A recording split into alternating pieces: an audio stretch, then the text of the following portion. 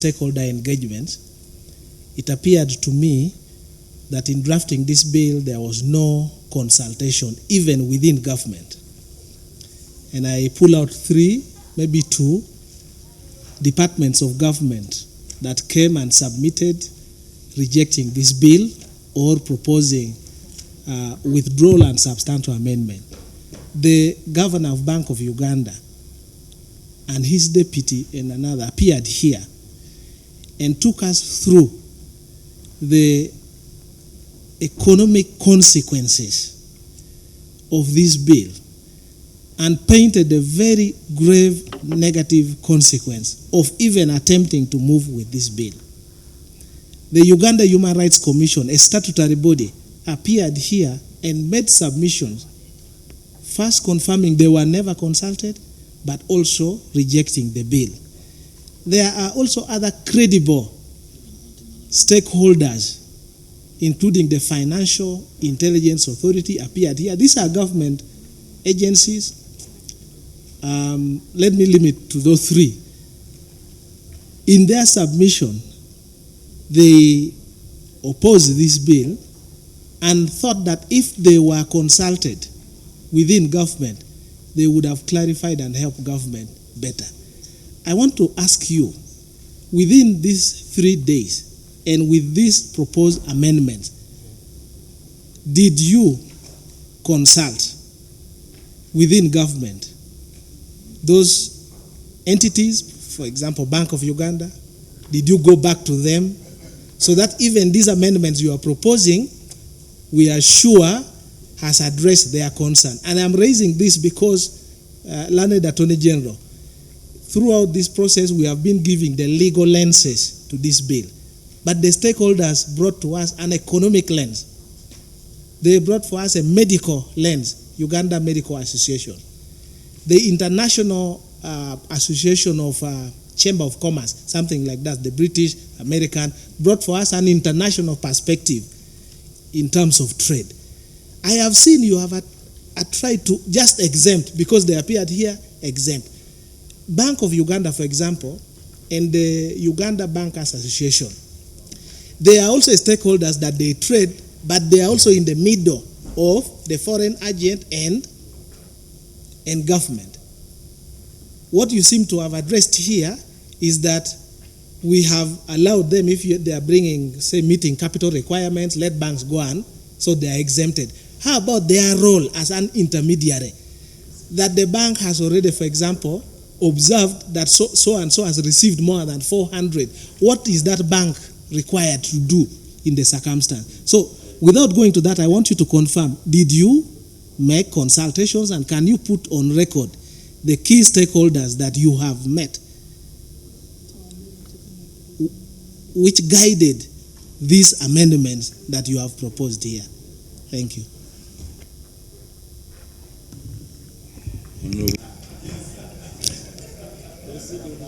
I want also to pick on the other things that were specific to me, like the Honorable Odur says we didn't consult. I think we are even here in response to consultation, especially by those, including those agencies that he says from government. But also, in government, the way we work, many of these agencies are represented by ministries, and we consulted widely, including those agencies he quotes, like that one of Bank of Uganda, which is represented by one of the ministries that is part of cabinet. But we did consult, although consultation can't be like counting hairs. You can't consult everyone, but you can reasonably reach all the concerns raised, and I'm glad that we are here as part of that Minister, let me just consultation. Briefly, let me clarify. After the initial consultation, we sat here. I'm asking these last 3 days, after Bank of Uganda, after Uganda Human Rights Commission, after... Even now we are consulting Honorable Odur. That's not what I'm saying, sir. And I hope you, if you have no answer, you can say yes. Or no, I have an answer. Yes. When you say Let me consultation, say, did you go back to Bank of Uganda? you won't dictate the form. You are here. Bank of Uganda came, gave its views, and we are here to respond. What better consultation do you want? You can now apportion marks in your mind, whether he has 30% or 70%. The bill, Honorable Nwagawa, you are a very senior lawyer, and I would want to refer you to the long title of the bill. An act to provide for the protection of the sovereignty of the people of Uganda. And where do I find it in the contents of the bill? Need I add more? To designate the department responsible for peace and security as the responsible entity for the registration and regulation of agents of foreigners, to provide for the protection of the sovereignty of Uganda, to provide for the registration of agents of foreigners, to regulate the funding and any other assistance to agents of foreigners and for related matters. So, Honorable Nwagawa, I want to allay your fears. This is for the protection of the sovereignty of the people of Uganda. I think I'll leave it here for now and ask the learned Attorney General to speak to some of the other aspects raised by members. Honorable AG. Thank you very much. Really to the issues of drafting, because I think the Minister has addressed the policy issues. How does, you're saying that, Honorable Basari was saying that the law in essence is stopping political activities from influencing policy. No, I think what the law is saying, let the political parties, and you're right, to can also catch the NRM, you should not do it for the interest of a foreigner. So yes, you're right. If the law comes into place, it will also catch NRM if it tries to do this for the interest of a foreigner. Application exclusion, yes, Honorable Basalirwa, if you look at clause 2.4, I do not know if it is clear enough. It is saying, but if there is anything that we have left out, if it is faith-based organizations and activities that are connected with the mission of faith-based organization, they've been specifically excluded. So, but if it's not clear, we can clarify it more, but we are trying to say it as clearly as we can. The penal provisions are not imprecise. I've heard you, and we'll be pleased with the comments of the committee on how we can make them, since the committee has actually identified that they're imprecise. I think they can make them precise because we have made the thing. But I thank Honorable Chiwanuka Abdallah, who has assisted me with the drafting here on clause 13. An agent of a person who knowingly publishes false information or participates in any disruptive activity that weakens. So I thank you, and I would appreciate the input, because I think that makes it clearer, because disruptive activity is already defined in the law, so I know exactly what it is that I will do in order for me to get caught out. What rights do you get for being registered? For being registered, you can do everything else for the interest of a foreigner except these ones. For example, it may sound ridiculous and thingy, but it's actually serious, because if, for example, I got a person who wanted me to come and lobby for them a policy, for example, removal of taxes on something. So I'm an agent of a foreigner. So I go to the minister, tell the minister I'm an agent of a foreigner, and I go and start lobbying in parliament, everywhere, in government, in ministries. I'm an agent of a foreigner. And I go and I do this. I lobby properly, you get paid, move on.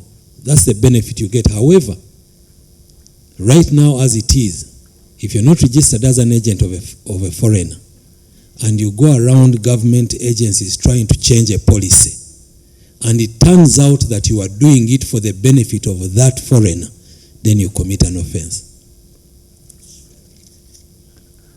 I'm not going to comment anymore on the issue of anti-money laundering. I am very clear in my mind that this has nothing to do with money laundering. Money laundering is dealing with illicit trade, illicit money. This is dealing with even legitimate money being used for wrongful acts. Foreign interference, an internal interference. I think Honorable from Ntwetwe, the member, the chair has answered it. But you must remember that this law is more about the Ugandan, and maybe to just comment on what the Honorable Minister said. This law is telling the Ugandans, don't do these things, because here you're dealing with a foreigner who could use Ugandan proxies. But if you want to change the law to protection of the state, I think we can write another law as a private member for that purpose. And for now, we deal with this one. But I don't think the people can be sovereign if the state, because I don't know what's the state without the people. So if you say that protection of the state is the people. The people are the sovereigns. So maybe I think because we don't use the people of Uganda throughout the bill, maybe that could get, but I think that as a thing. So Honorable Abdallah, I've already commented. Thank you very much. We have noted the clarification on clause 13. Clause 18, delete the fit and proper. Fit and proper, it wouldn't make any difference, but it's just a standard that we have started using in legislation to understand. So if you went out there and asked what is the meaning of fit and proper, I would not need it. It is legally defined. They tell you must not be bankrupt, you must not be a convict, you must be a person of good standing. This is defined. So for us, 16.2. You look at 16.2. It has the tenets of the tenets of fit and proper. But like you said, if you think it makes the bill look better, we have no problem removing it because the tenets are clearly set out. But the definition of fit and proper is now universally understood and accepted. On the issue of the consultations, the ministers addressed that. Role of